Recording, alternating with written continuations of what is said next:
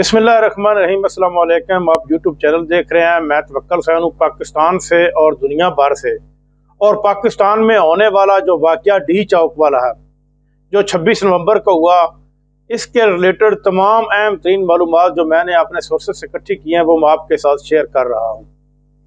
मैं आपको बताता चलूँ कि इमरान खान के साथ जेल में जिन लोगों की मुलाकात कराई गई है, उनकी मुलाकात के बाद अब इमरान खान का एक स्टेटमेंट जेल से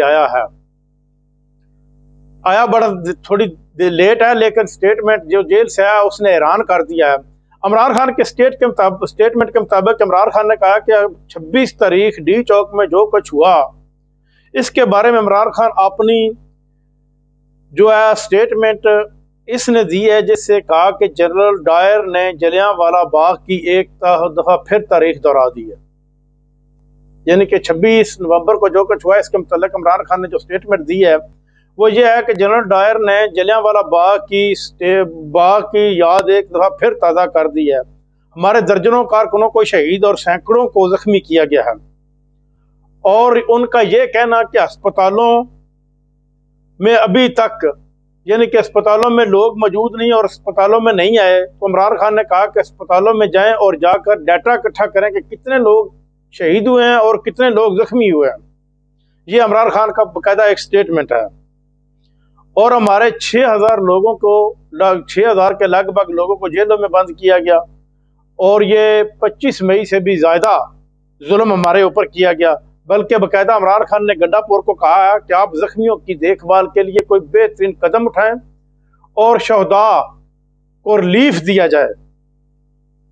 ये इमरान खान का बाकायदा स्टेटमेंट है, जिसमें इमरान खान के हौसले अभी भी बुलंद है। इमरान खान ने यह भी कहा, जब उनको ये बताया गया कि डी चौक में ये कुछ हुआ, तो इमरान खान ने अपने लोगों को कहा कि आप क्या सुप्रीम कोर्ट गए हैं।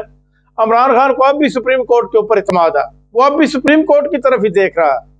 ये कैसा लीडर है कि जो पाकिस्तान के सबसे बड़े इंसाफ करने वाले अदारे की तरफ अब देख रहा है, जबकि अदारे का गला घोंट दिया गया है, अदारे को तबाह बर्बाद कर दिया गया है इन लोगों ने।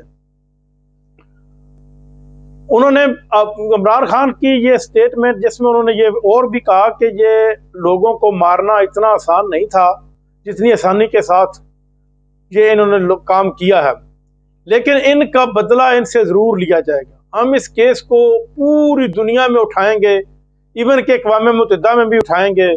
और ओवरसीज पाकिस्तानियों के नाम उन्होंने एक पैगाम दिया कि इसको उठाएं, शुहदा के लिए दुआ मग़फ़िरत करें और जो लोग ज़ख्मी हैं उनके लिए खैरोफियत की दुआ करें।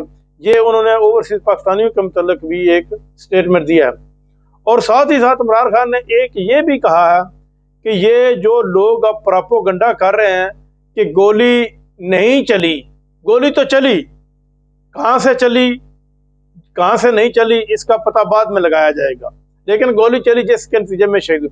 अब एक और मसला बन गया, मियां शहबाज शरीफ जो वक्त हाकिम है, जो वज़ीर आज़म है, उन्होंने एक तकरीर की है और तकरीर में चीफ ऑफ आर्मी स्टाफ की ज़ात खुद तो तारीफ कर रहे थे, लेकिन उनको नहीं पता कि ये सारे का सारा 25 करोड़ अवाम का मलबा मैं चीफ ऑफ आर्मी स्टाफ के ऊपर डाल रहा हूँ।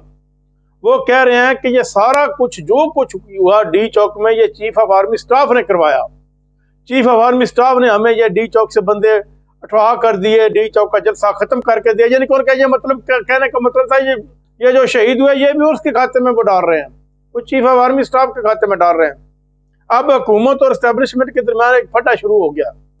इसी से बुनियाद बनती है ना, जब किसी की तबाही का बायस बना हो छोटी छोटी बातों से।